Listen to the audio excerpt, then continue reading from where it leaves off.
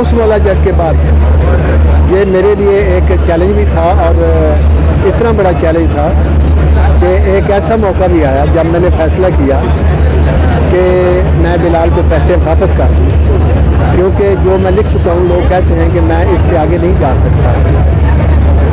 फिर एक रात जब मैंने फ़ैसला किया कि इसको वो पैसे वापस करूँगा, उस रात मैंने अपने अल्लाह से बात की।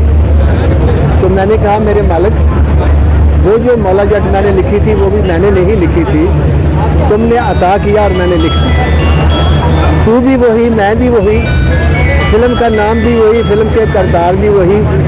मैं मांगना नहीं भूला, तू देना कैसे भूल सकता है। लिहाजा मैं उन्हें उससे मांगा और उसने मुझे अता कर। बिलाल के साथ ये मेरी पहली फिल्म थी, और बिलाल के साथ काम करते हुए मुझे इस चीज़ का एहसास था कि मेरे और उसके दरमियान 40 साल का गैप है।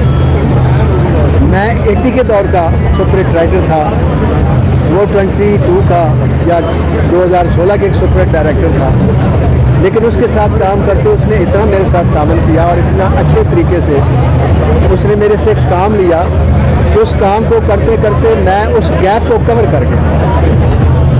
और उस फिल्म के जब मैंने मकालमे लिखे तो उस दौर में तो उसमें थोड़ा सा मैं इर्रेशनल भी था, वो दौर भी ऐसा था, वो नाजरीन भी ऐसे ही थे। लेकिन इस फिल्म को लिखते हुए मुझे दो वजह से बहुत मुश्किल पेश आई।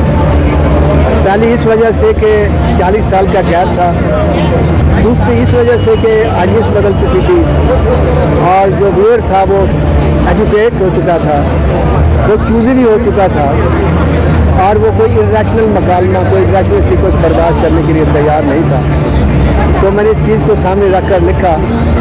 मुश्किल तो बहुत पेश आई, लेकिन उस रोज़ मैं बहुत खुश हुआ जिस रोज़ बिलाल अशारी ने ये कहा कि आपने मेरी फिल्म का स्क्रिप्ट बेपनाह अच्छा लिखा।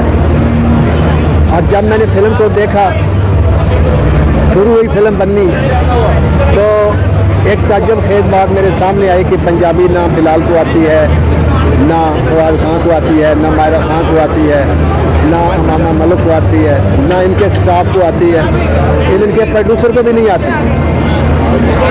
तो उसका हल ये ढूंढा कि बिलाल मेरे से सीन लिखवा कर सुनते थे और रिकॉर्ड करते थे और कहते थे जो आप चाहते हैं उस अंदाज से बोले।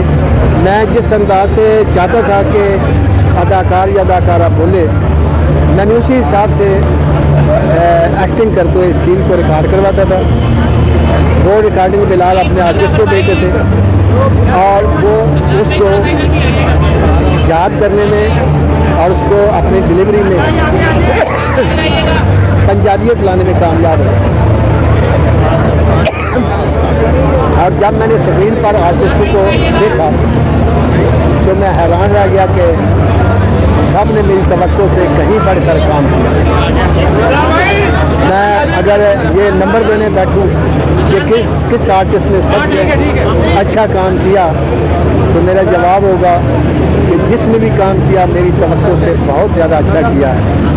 अब ये फ़ैसला आवाम का है कि वो क्या कहे, क्योंकि आवाम का फ़ैसला अल्लाह का फ़ैसला होता है और मेरा ईमान है कि फ़ैसले आसमान पर होते हैं, ज़मीन पर सिर्फ अमल होता है।